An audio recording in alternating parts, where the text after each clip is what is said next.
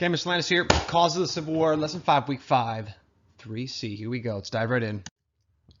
Don't forget, ever forget our metaphor I've been using. One of our many metaphors. Slavery is dividing the country, and today another big pounding. Boom! The election of 1860. Let's see how it divided the country involving slavery.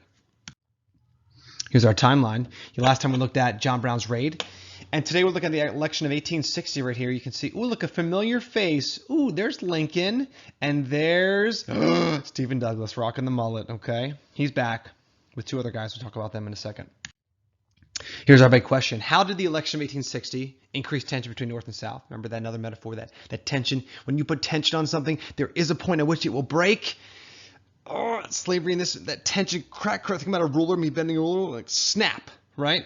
Another tension we're adding between North and South, and that is a presidential election. Here's what we're going to see. Lincoln's victory, he's going to win, spoiler alert, convinces many Southerners, elite Southerners, political Southerners, that they no longer have a voice in government and that the North would destroy their way of life.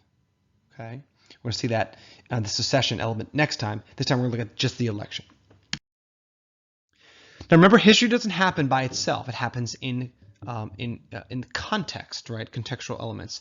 Last time we said that John Brown's raid convinced many Southerners that Northerners were mentally insane because they were celebrating, right, or sympathizing with John Brown. Remember, John Brown said, "I'm now quite certain that the crimes of this guilty land will never be purged away but with blood." He's right. He's foreshadowing the war to come.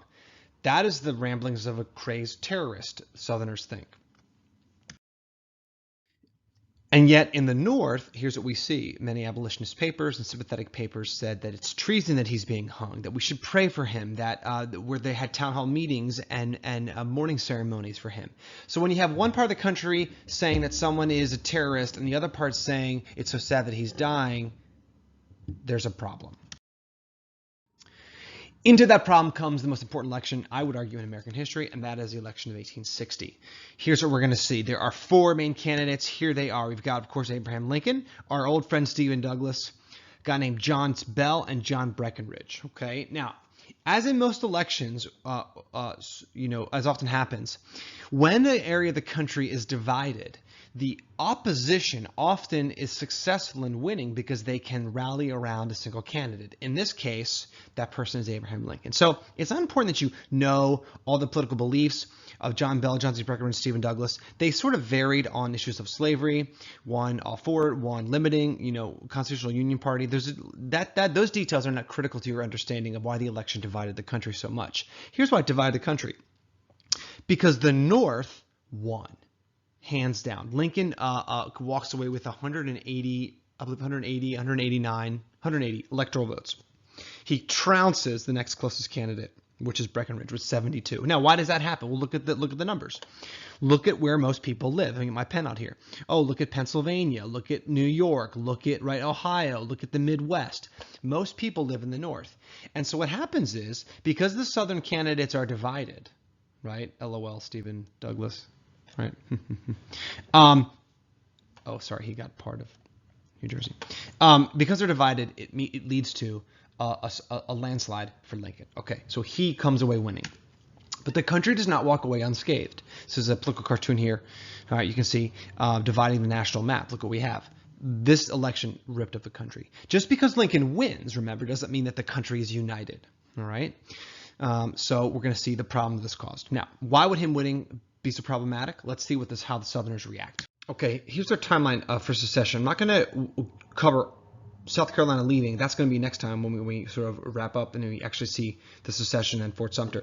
Today we're going to look at the roadmap to it. So here's how it went down. We know Lincoln runs for president, 1860. He wins. Okay, there it is. He wins. Without a Southern state, that's a big deal, a huge deal. He didn't even appear on the ballot in some states. That matters. Now, the Southern states now believe, though, remember we know from his 1858 run that he is against slavery spreading west. They now believe that, therefore, in the White House now, there is a person who is against their interests. Now, is that actually true? Well, some of their interests, yeah, spreading west. But Lincoln, it's critical he does not say he's going to get rid of slavery. He simply wants to stop it spreading west. We'll get there in a second.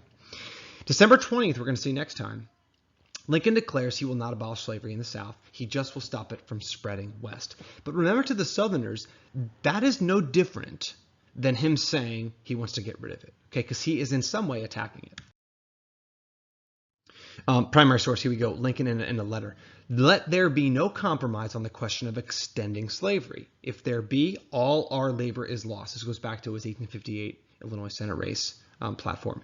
And ere long must be done again. Stand firm. The tug has to come, and better now than any time hereafter. Okay, what does he mean by the tug? This argument, this push and pull over slavery, we must argue about this issue of it spreading west now. Let's do it now. He goes on, one section of our country believes slavery is right and ought to be extended, while the other believes it is wrong and ought not to be extended. This is the only substantial dispute. Now, this is ultimately not true. We know that the bigger issue is slavery itself, but Lincoln is saying, here's where I will compromise, here's where I will not. I will not compromise on the spread, but I'm not going to outlaw slavery where it exists. We're going to see that next time. He's going to say this more and more to try and put the Southerners at ease. But they do not hear him. Remember what we said before about truth. Just because someone believes something that's not true, the Southerners believed Lincoln was going to get rid of slavery, it doesn't mean, just because it's false, doesn't mean that it doesn't matter, because their belief is that it's going to happen, therefore that influences how they will act. We'll see that next time. A couple quotes from my favorite historian on the Civil War, Dr. Eric Foner. Here's what he says in his incredible book, Fiery Trial. Lincoln assumed that a dispassionate reading, meaning a neutral reading of his speeches, would mollify the Southerners, meaning put them at ease. In fact, it alarmed them because he had consistently coupled assurances that he would not interfere with slavery in the states with a moral condemnation of the institution and the hope for its ultimate extinction. In other words, whenever Lincoln would say, I'm not going to get rid of slavery, he would be like, but it's totally evil, right? So like he would acknowledge that something was really bad, but say, I'm not going to get rid of it. The Southerners could not distinguish between the two, right? If you believe something's wrong, why would you not logically get rid of it? Which is actually a logical step, okay? Then Dr. Foner says this, many Southerners believed Lincoln posed as much a threat to the long-term existence of slavery as the abolitionist. That's critical. That's what they believe. Is that ultimately true? Well, Lincoln's going to progress on slavery. At this point, it certainly isn't. But ironically, that prophecy that they're afraid of, that Lincoln getting rid of slavery, will happen because of their resistance to it. Okay, so our big question, how the election increased tension? Here's what happened. Lincoln won. Southerners now believe there's an enemy in the White House and that he's out to destroy their way of life. He is out to alter their way of life in the West, certainly, which will affect, of course, congressional power. But he is not out to get rid of slavery at this time, you need to understand, in the states where it exists. Lincoln was very willing to let it continue. Now, you may have a problem with that, but remember that we're looking at the progression of slavery and what Lincoln believed constitutionally he was allowed to do. Next time we'll cover the secession. I will see you then.